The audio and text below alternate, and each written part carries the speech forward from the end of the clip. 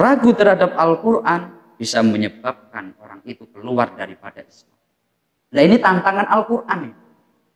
Kita nggak boleh ragu, tapi kita nggak paham. Yang hikmahnya adalah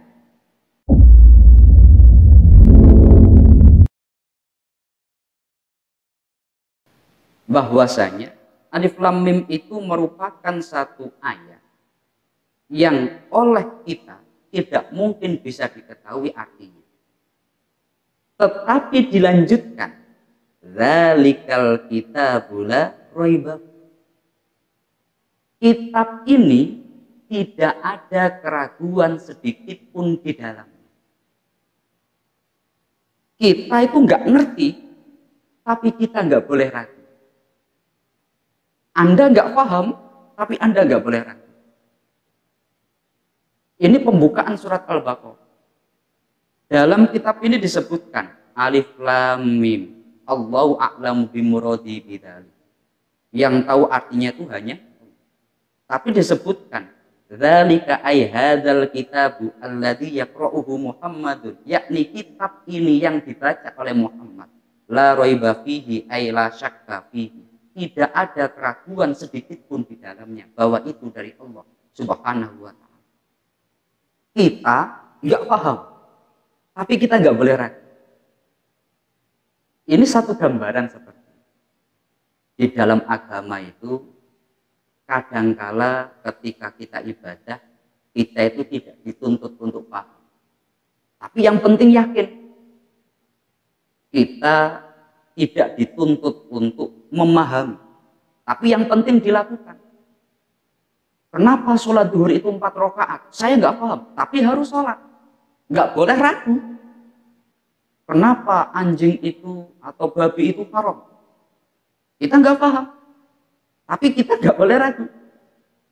Makanya disebut Islam. Islam itu artinya al-inqiyad, tunduk wal istislam dan patuh. Islam itu artinya kita yang penting tunduk dan patuh apa yang telah ditetapkan Allah. Maka kalau orang itu dia punya ragu-ragu, kalau dalam kitab Sulam Taufik, dalam kitab-kitab yang lain, ragu terhadap Al-Quran bisa menyebabkan orang itu keluar daripada Islam. Nah, ini tantangan Al-Quran. Kita nggak boleh ragu, tapi kita nggak paham. Yang hikmahnya adalah dalam agama itu yang penting kita itu punya keyakinan. Masalah pemahaman itu bisa berjalan. Anda mungkin sekarang belum memahami kenapa orang itu bersentuhan laki-laki dengan perempuan itu batal. Kita tidak memahami satu hukum, tapi yang penting kita melakukan.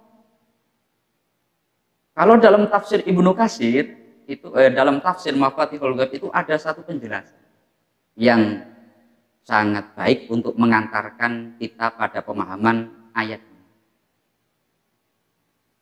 Kalau ada orang tapi dia meskipun nggak paham tetap melakukan, berarti orang itu imannya sangat kuat. Wong nggak paham tapi kok melakukan, ini kan berarti orangnya imannya sangat kuat. Umpamanya Anda punya 2 pembantu. Pembantu yang pertama bila Anda suruh, dia itu harus paham dulu baru mau melakukan. Pembantu yang kedua, paham atau tidak paham, ketika disuruh langsung dilakukan. Anda pilih yang mana? Nunggu yang paham dulu atau yang pasti melakukan meskipun nggak paham? Katakanlah 2 pembantu yang satu, tolong kamu bawa batu ini ke sana. Yang satu, kenapa harus dibawa ke sana?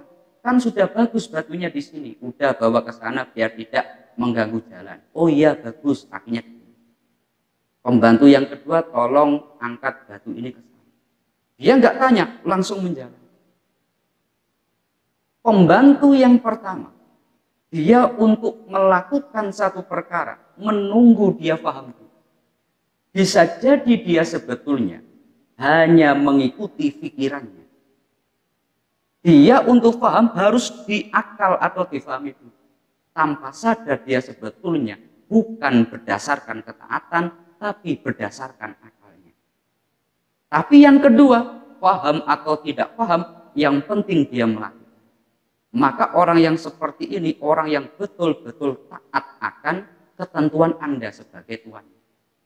Dalam koridor ketakwaan, orang yang takwa, orang yang ini, imtisalul awamir wasdinabun nawahi. Yang penting perintah dilakukan, larangan dijauhi. Faham tidak faham nanti dulu. Nah ini awalan surat Al-Baqarah. Tantangannya adalah saat kamu memahami Al-Quran yang sekian banyak ayat itu, ada yang kamu bisa paham, ada yang kamu kadang tidak bisa paham. Tapi catatannya la raiba fi, nggak boleh ada keraguan sedikit pun di dalamnya. Yakni hudal lil muttaqin. Yang Al-Quran itu menjadi petunjuk bagi orang-orang yang bertakwa.